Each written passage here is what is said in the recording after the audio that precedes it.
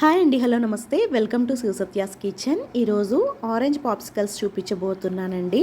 Orange ice fruits అన్నమాట. ఇవైతే మనకి కొంచెం మెత్తగా ఉండేలాగా, మరి ఐస్గా గట్టిగా ఉండకుండా చిన్న జెల్లీ టెక్స్చర్ రావడం కోసం అయితే ఒక స్పెషల్ ఇంగ్రీడియంట్ యూస్ చేశాను. ఇప్పుడు ఈ ప్రాసెస్ ఏంటో చూద్దాం. దీనికోసం నేను ఇక్కడ 2 ఆరెంజెస్ తీసుకున్నానండి. మనకి రెగ్యులర్గా దొరికే ఆరెంజెస్ అన్నమాట. ఇవైతే టేస్ట్లో చాలా పుల్లగా ఉన్నాయి, సో అందుకని నేను 2 తీసుకున్నాను. సో మీకు కావాలంటే ఇంకొక 4 వరకు కూడా తీసుకుని మీరు జ్యూస్ యాడ్ చేసుకోవచ్చు. ఎక్కువ ఆరెంజ్ జ్యూసు యాడ్ చేసుకోవచ్చు అనమాట. దీని అయితే మనం మిక్సీలో అయినా సరే గ్రైండ్ చేసుకోవచ్చు, లేదంటే ఇలాగ మనం ఆరెంజ్ జ్యూస్ చేసుకునేది ఉంటుంది కదా, సో దీంతో అయినా సరే మనం జ్యూస్ తీసేసుకోవచ్చు అనమాట. నేనైతే ఇప్పుడు జ్యూస్ తీయడానికి ఇదే యూస్ చేస్తున్నాను. దీంతో చక్కగా ఇలాగా జ్యూస్ మొత్తం తీసేసుకోవాలి. అలాగే మనం జ్యూస్ మొత్తం స్క్వీజ్ చేసేసుకున్న తర్వాత పిక్కలు అవి ఏమీ లేకుండా మొత్తం పిక్కలు కూడా వాటిని తీసేసుకుని మనం చక్కగా ఒక బౌల్లోకి తీసి పెట్టేసుకోవాలి. దీన్ని ఇలా పక్కకు పెట్టేసుకున్న తర్వాత మనం ఇప్పుడైతే ఒక గిన్నెలోకి వాటర్ తీసుకుని బాయిల్ చేసుకోవాలండి. ఇక్కడ నేను ఒక గిన్నెలో స్టవ్ మీద పెట్టి ఇక్కడ నేను 500 ml వరకు వాటర్ తీసుకున్నాను. అంటే మెజరింగ్ కప్పుతో 2 కప్పుల వాటర్ అనమాట.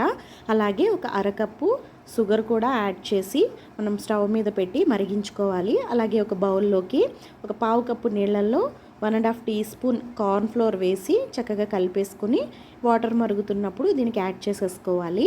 అలాగే మనం తీసి పెట్టుకున్న ఆరెంజ్ జ్యూస్ని కూడా యాడ్ చేసేసుకుని చక్కగా కొంచెం సిల్కీ టెక్స్చర్ వచ్చే వరకు కలుపుకుంటూ ఇందు మీద ఉడికించుకోవాలన్నమాట. ఇక్కడ నేనైతే కలర్ కోసం 2 చిటికెళ్ళ ఆరెంజ్ ఫుడ్ కలర్ని యూస్ చేస్తున్నాను. మీకు ఇష్టం లేకపోతే వేసుకోక్కర్లేదు, స్కిప్ చేసేయచ్చు. సో ఇలాగ కలిపేసుకున్న తర్వాత మనకి కొంచెం చిక్కగా సిల్కీ టెక్స్చర్లో వచ్చిన తర్వాత మనం స్టవ్ ఆఫ్ చేసేసుకోవడమే. స్టవ్ ఆఫ్ చేసేసుకున్న తర్వాత దీన్ని చక్కగా మనం ఆరబెట్టేసుకోవాలి. ఇలాగ చక్కగా కలుపుకుంటూ చల్లారబెట్టేసుకోవాలన్నమాట. లేదంటే పైన మనకి తొరకలాగా తెట్టులా కట్టేస్తుంది. సో ఇలా కలుపుకుంటూ చక్కగా చల్లారబెట్టేసుకోవాలి. ఇలా చల్లారబెట్టేసుకున్న ఈ జ్యూస్ని మనం చక్కగా ఈ మౌల్డ్స్లోకి ఫిల్ చేసేసుకొని ఇలా పైన క్యాప్స్ పెట్టుకుని ఫిట్ చేసేసుకోవాలండి. ఇలా ఫిట్ చేసేసుకున్న తర్వాత వీటిని మనం డీప్ ఫ్రిడ్జ్లో ఒక 7 to 8 అవర్స్ వరకు పెట్టుకుంటే మనకి ఆరెంజ్ పాప్సికల్స్ లేదా ఐస్ ఫ్రూట్స్ రెడీ అయిపోతాయి. లేదా మనం ఈవినింగ్ రెడీ చేసి పెట్టుకుంటే మనకి మార్నింగ్ కల్లా ఓవర్ నైట్ ఉండి చక్కగా రెడీ అయిపోతాయి అన్నమాట. ఇక్కడైతే నాకు వాటిల్లో ఫిల్ చేయగా ఇంకా మిగిలింది. నేను ఇలా 3 గ్లాసెస్లోకి వేసేసి ఇలాగ స్పూన్స్ ఫోక్స్ పెట్టేశాను అనమాట. మీ దగ్గర ఐస్ క్రీమ్ స్టిక్స్ ఉంటే ఐస్ క్రీమ్ స్టిక్స్ పెట్టుకోవచ్చు, లేదంటే ఇలాగా మనం పెట్టేసుకోవచ్చు. చూసారా, మొత్తం చక్కగా అయిపోయిన తర్వాత ఎలాగ రెడీ అయిపోయాయో.